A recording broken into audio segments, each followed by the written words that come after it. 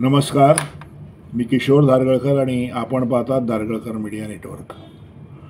मित्रांनो, आपण मागच्या व्हिडिओमध्ये जी सभा झाली महायुतीची शिवाजी पार्कवरती त्याच्याविषयी चर्चा केलेली, त्याच्यामधल्या भाषणांविषयी चर्चा केलेली, विशेषतः मोदी आणि राज ठाकरे यांच्यापैकी कोणाचं भाषण जास्त सरस झालं याच्यावरती आपण बोललो.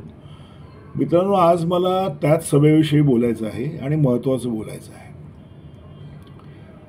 आज मी बोलणार आहे मित्रांनो, तिथे जे विविध नेते आलेले, महत्त्वाचे नेते आलेले, मोठे नेते आलेले, अगदी मोदी साहेब असतील, राज ठाकरे साहेब असतील, शिंदे साहेब असतील, फडणवीस साहेब असतील, यांची जर तुम्ही बॉडी लँग्वेज जरा बारकाईने पाहिली असेल ना, तर त्याच्यातनं अनेक संकेत आपल्याला मिळत आहेत.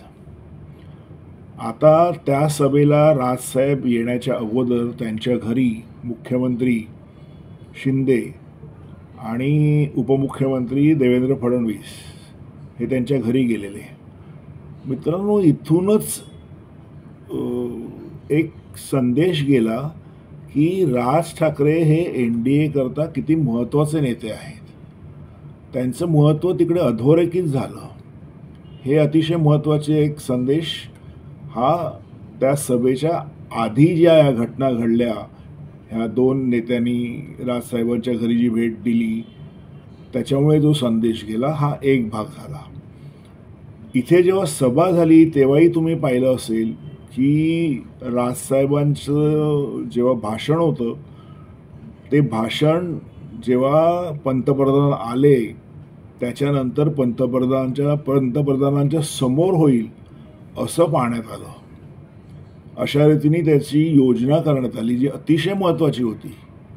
कारण राज ठाकरे जे बोलले ते पंतप्रधानांपर्यंत जाणं अतिशय महत्त्वाचं होतं आणि ते तिथे जमलेल्या मनसे सैनिकांच्या दृष्टीनेही महत्त्वाचं होतं.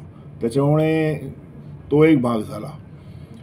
आता मित्रांनो, सभा जेव्हा संपली आणि मोदींची एक स्टाईल आहे की सभा संपली की ते हात उंचावून अभिवादन करतात. त्यांनी मुद्दामून तुम्ही पाहिलं असेल की मागे वळून राजसाहेबांना पुढे बोलवून घेतलं आणि सगळ्या ज्या सभेला आहे त्यांनी राजसाहेबांना बरोबर घेऊन अभिवादन केलं. ही जी बॉडी लँग्वेज मी म्हणतो ना मित्रांनो, ती ही आहे. ही बॉडी लँग्वेज दर्शवते आहे की पंतप्रधानांना सुद्धा कुठेतरी मनसे आणि राज ठाकरे हे NDAत आलेले हवे आहेत. हे ह्या एका घटनेने सिद्ध केलं, ह्या एका बॉडी लँग्वेजनी सिद्ध केलं, जी आपण समजून घेणं महत्त्वाचं आहे. त्याच्यातनं हे संकेत गेलेले आहेत आणि त्याच्यातनं हाही संकेत गेला की येणारी, म्हणजे आता अनेकांचं असं म्हणणं आहे की राज ठाकरे एकही जागा लढवत नाही आहेत, मग ते कशाला प्रचार करतायत भारतीय जनता पक्षाचा वगैरे वगैरे. त्यांना मला सांगायचं आहे की हा काही कुठल्याही राजकारणाचा शेवट नाही आहे मित्रांनो, ही सुरुवात आहे. याच्यानंतर येणाऱ्या 6 ते 8 महिन्यामध्ये महाराष्ट्रातल्या विधानसभा निवडणुका लागू शकतात. अशावेळी राज ठाकरे आणि त्यांचा पक्ष जर NDAमध्ये असेल तर ते मनसे करताही आणि BJP करताही प्लस प्लस किंवा विन विन सिच्युएशन असणार आहे. हे संकेत त्या एकंदरीत बॉडी लँग्वेज जी दिसली, पंतप्रधानांची असेल, राज ठाकरेंची असेल, त्याच्यातनं हे संकेत गेलेले आहेत. दुसरं मित्रांनो, अनेकांचं असं म्हणणं आहे की 2019 साली राजसाहेबांनी जे काही लाव रे तो व्हिडिओ वगैरे जे काही झालं, त्याच्या सगळ्या प्रकरणामध्ये कुठेतरी मोदी दुखावले गेलेले आहेत. मला असं वाटत नाही. याचं कारण मी तुम्हाला सांगतो की मोदी हे बऱ्याचदा तुम्हाला असं दिसेल की ते क्षमाशील आहेत. काही लोकांनाही अतिशयोक्ती वाटेल, पण तुम्ही बघा की नितीश कुमार 2 ते 3 वेळा विरोधी पक्षात गेले आणि परत आले आणि परत त्यांना त्याच सन्मानाने मोदींनी त्यांची जागा दिली, त्यांना मुख्यमंत्रीपद दिलं. चंद्राबाबू नायडूंच्या बाबतीमध्येही सेम घडलं. ते NDAमधनं निघाले, त्यांची वाताहत झाली, आता ते परत NDAमध्ये सन्मानाने आलेले आहेत आणि मोदी त्यांना तितक्याच सन्मानाने वागवत आहेत. अगदी तुम्हाला उदाहरण सांगतो, म्हणजे जेव्हा पूर्ण शिवसेना अगदी ताकदीने मोदी आणि भाजपच्या विरोधी भूमिका घेत होती आणि उद्धव ठाकरे साहेब मुख्यमंत्री होते, तेव्हा सुद्धा आपल्याला एक घटना आठवत असेल की उद्धव साहेबांना विधानसभेमध्ये किंवा विधान परिषदेमध्ये आमदार म्हणून निवडून येणं गरजेचं होतं. अशावेळी भाजप आणि मोदी, विशेषतः मोदीजींनी त्याला कुठलाही विरोध न करता हे त्यांनी पाहिलं की उद्धवजी निवडून येतील, बिनविरोध निवडून येतील आणि त्यावेळी जितकं सहकार्य शक्य असेल तेवढं मोदींनी ते केलेलं आहे. त्याच्यामुळे मोदी असं छोट्या मोठ्या गोष्टी मनात ठेवून पुढे जाणारे नेते आहेत असं मला वाटत नाही आणि असूही नाही. एवढ्या मोठ्या नेत्यांनी क्षमाशील असावं, तरच एवढ्या लेवलवरती तो राजकारण करू शकतो.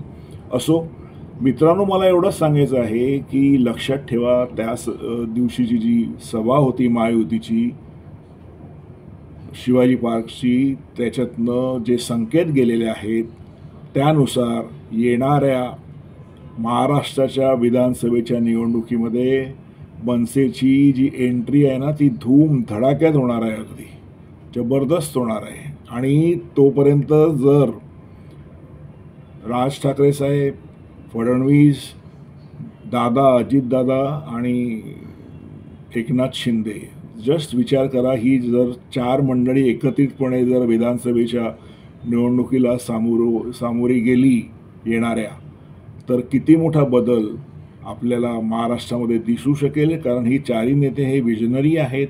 महाराष्ट्राविषयी त्यांच्या मनामध्ये कुठेतरी एक काहीतरी करून दाखवायची इच्छा आहे. विशेषतः राज ठाकरेंच्या बाबतीमध्येही त्यांचं विजन आपण अनेकदा पाहिलं असेल, ऐकलं असेल. त्याच्यामुळे हा नेता आणि त्याचा पक्ष मनसे हा धूम धडाक्यात येणाऱ्या विधानसभेच्या निवडणुकीत आपल्याला दिसला तर आश्चर्य वाटून घेऊ नका. कारण त्या दिवशीच्या सभेमध्ये जे सर्व नेत्यांची जी काही बॉडी लँग्वेज आहे ही तीच दर्शवत आहे असं मला वाटतं. मित्रांनो, माझा व्हिडिओ जर तुम्हाला आवडला तर लाईक करा, शेअर करा, माझ्या चॅनलला सबस्क्राईब करा. धन्यवाद.